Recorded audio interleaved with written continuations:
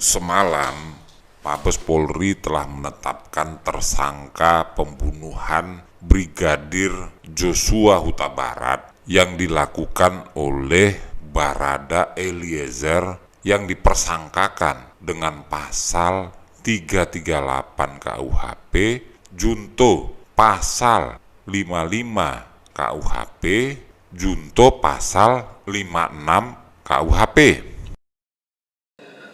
Dari hasil penyidikan tersebut, pada malam ini penyidik sudah melakukan gelar perkara dan pemeriksaan saksi juga sudah kita anggap cukup untuk menetapkan Barada E sebagai tersangka dengan sangkaan pasal 338 KUHP, junto pasal 55 dan 56 KUHP. Saya tidak heran dengan penetapan tersangka ini karena sudah seharusnya sejak hari pertama korban dibunuh pun semestinya sudah didapatkan tersangka. Sebab ada saksi, ada pengakuan, ada bukti surat. Dan jika sekarang ditetapkan bahwa Barada Eliezer alias Barada E sebagai tersangka pembunuhan Brigadir J, maka memang sudah terpenuhi 5 alat bukti, yaitu keterangan saksi, keterangan ahli, surat, petunjuk, dan keterangannya tersangka. Jadi tidak ada surprise di dalam pengumuman yang dilakukan oleh Mabes Polri tersebut. Hanya saja saya berharap dengan adanya pasal penyertaan, yaitu pasal 55 dan pasal 56 yang merupakan perbantuan, maka jelas proses pembunuhan ini pertama bukanlah upaya membela diri, tetapi memang murni pembunuhan dan tidak dilakukan oleh satu orang saja. Namun kita tunggu, hari ini rencananya Irjen Pol Verdi Sambo akan diperiksa sebagai saksi.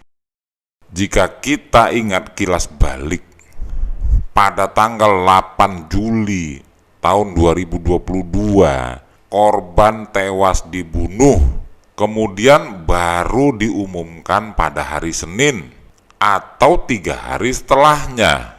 Penundaan pengumuman ini bisa dilakukan tentu dengan adanya kekuatan orang besar di dalam tubuh Polri, termasuk pelarangan pembukaan peti jenazah. Tidak mungkin kapasitas Barada E mampu memerintahkan Jenderal Bintang 1 untuk datang ke Jambi hanya untuk melarang membuka peti jenazah. Barada E adalah barada pangkat yang terendah di tubuh Polri. Bagaimana mungkin dia bisa mengkondisikan di berbagai lini dalam proses otopsi, dalam proses pengumuman telah terjadinya tembak-menembak, dan mengutus perwira tinggi dan perwira menengah untuk mengantarkan jenazah Brigadir J ke rumah orang tuanya di Provinsi Jambi. Artinya pembunuhan terhadap Brigadir J ini dilakukan oleh banyak orang, dan salah satu dari mereka dengan struktur kepangkatan terendah adalah Barada E ini. Kita sangat menunggu hari ini Mabes Polri untuk kembali menetapkan tersangka baru sesuai dengan sangkaan pertama terhadap Barada E, yaitu pasal 338 junto pasal 55 junto pasal 56. Harus ada orang-orang yang bersama-sama dengan dia melakukan pembunuhan terhadap korban Brigadir Joshua Huta Barat. Inilah bukti yang memang sudah membuktikan bahwa ini bukan unsur pembelaan diri.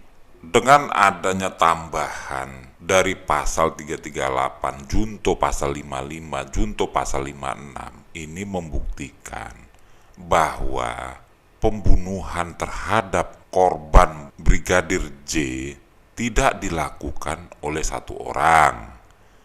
Dan kemudian ini membuktikan bahwa tidak ada unsur pembelaan diri atau overmah yang dilakukan oleh Barada E.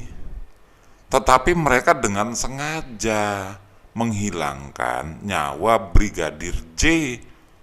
Saya mengatakan mereka, bukan hanya Barada E.